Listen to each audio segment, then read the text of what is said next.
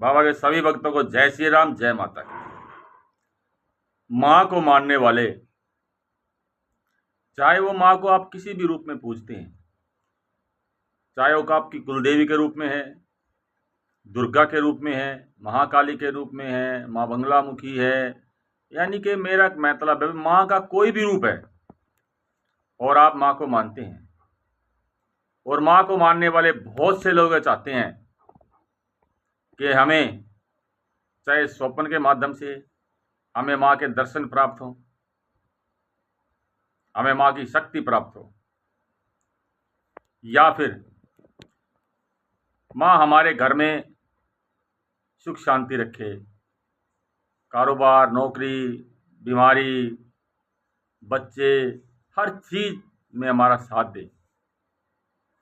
और बहुत दिनों हो गए उन्हें पूजा करते हुए, कोई पूजा कर रहा है, कोई पाठ कर रहा है, लेकिन ऐसा कुछ नहीं हो रहा है, या किसी के साथ थोड़ा बहुत हो रहा है और चाहता है हमें माँ की पूर्ण कृपा प्राप्त हो। हर साल 4 बार माँ के नवरात्रि आती है।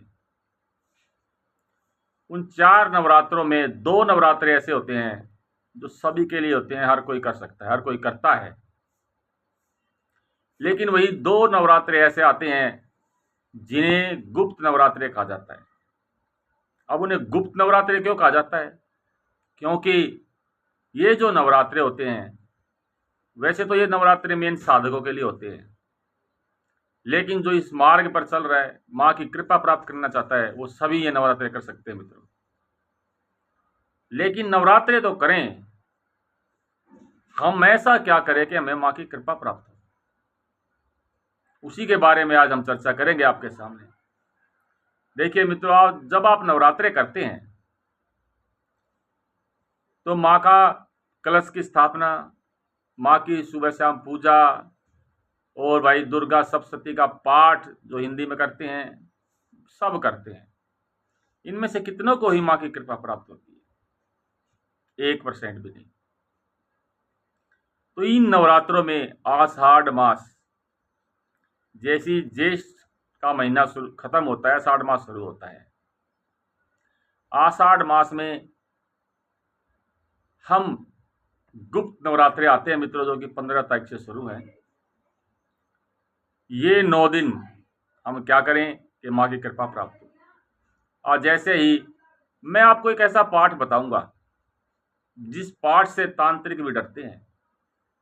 अगर आपके घर में कोई भूत प्रेत, नेगेटिव ऊर्जा, कराया धराया, कोई भी समस्या है, मेरे कहने का मतलब है कोई भी समस्या है, आप बार बार बीमार पड़ रहे हैं, बीमारी पीछा ही नहीं छोड़ रही है, सालों से बीमार पड़े हुए हैं, यानी कि मेरे कहने का मतलब है सभी समस्या, और हर किसी के साथ कोई ना कोई समस्या हो रही है, तो वो इस आषाढ़ मास के नवरात्रे करें मित्रों।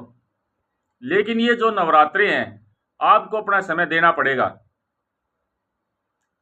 बगैर समय के कुछ नहीं है मित्रों। समय तो आपको देखिए, अगर आप कोई कार्य सीखते हैं और कोई कार्य करते हैं घर पर, हर कार्य के लिए समय देना पड़ता है, और ये तो एक बहुत बड़ी कृपा प्राप्त होनी है। समय देना पड़ेगा मित्रों। अगर आपने समय दे दिया तो ये लगा लो आपका भाग्य बदल जाएगा, किस्मत चमक जाएगी आपकी। और उसके साथ जो उपाय आपको बता रहा हूं, अगर आपने वो कर लिया, जितना हो सके आप ये सोच लीजिए कि भाई 1 घंटा तो आपको देना ही देना है, सुबह भी और शाम भी। अब इसमें ये भी होगा भाई, कुछ है जो नौकरी वाले हैं, भाई नौकरी वाले हैं तो 9 दिन आप मेहनत करो। आप भाई सुबह उठ जाओ 4 बजे, 5 बजे। अगर आप 5 बजे भी उठते हो तो 6:30 बजे तक फ्री हो जाओगे, 7 तक फ्री हो जाओगे।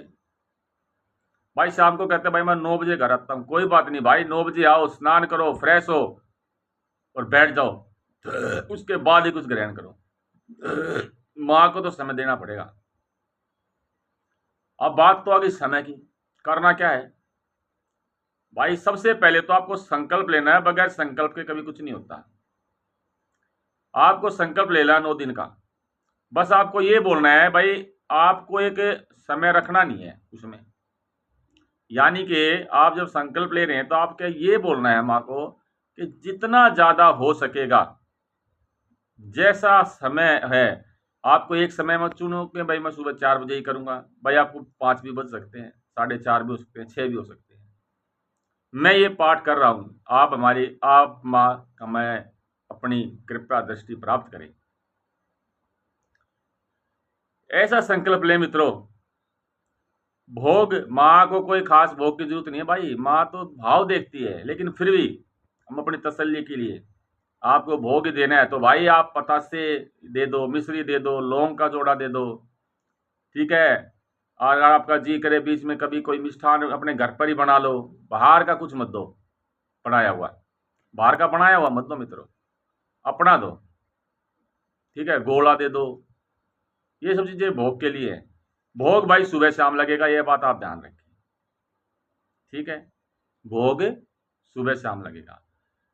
कोशिश करो भाई सुबह अंगारी पर भोग दे दो, भाई शाम को भी अंगारी बने तो अच्छा है, नहीं तो भाई जो आपने शाम को भोग है माँ को के साफ स्वच्छ उनके लिए अलग से बर्तन रखो, उसमें भोग दो, और सुबह जो अंगारी कर रहे हो भोग को उसी पर आप दे सकते हो, ऐसी कोई दिक्कत नहीं है। अब बात कर लेते हैं भाई पाठ कौन सा करना है।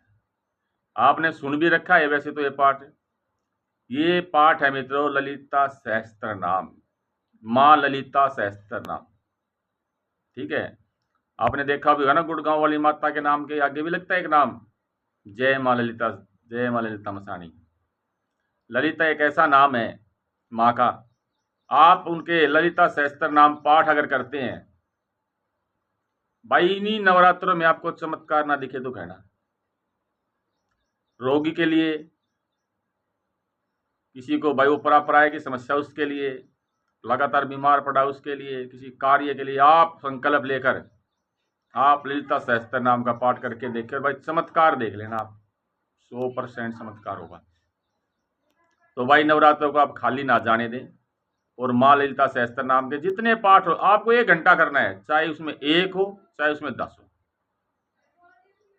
और जब भी समय लगे मन मन में भाई, चाहे काम करते रहो मन मन में बस माँ का नाम लेते रहो बस। अगर मान ले काम कर रहे हो, मन तो काम नहीं कर रहा ना, मन में तो नाम ले ही सकते हो, पूरा दिन मन में माँ ही माँ रखो बस, और फिर देख लियो भाई चमत्कार। ऐसा चमत्कार होगा कि आप खुद ही कह देंगे कि किसी ने बताया था भाई हमारे साथ तो चमत्कार हो गया। तो मित्रों करिए तैयारी आने वाले आषाढ़ मास के गुप्त नवरात्रों की, और माँ की करे कृपा प्राप्त। मेरे सभी मित्रों को मेरी महामाई की कृपा बनी रहे। जय माता की, जय बाबा।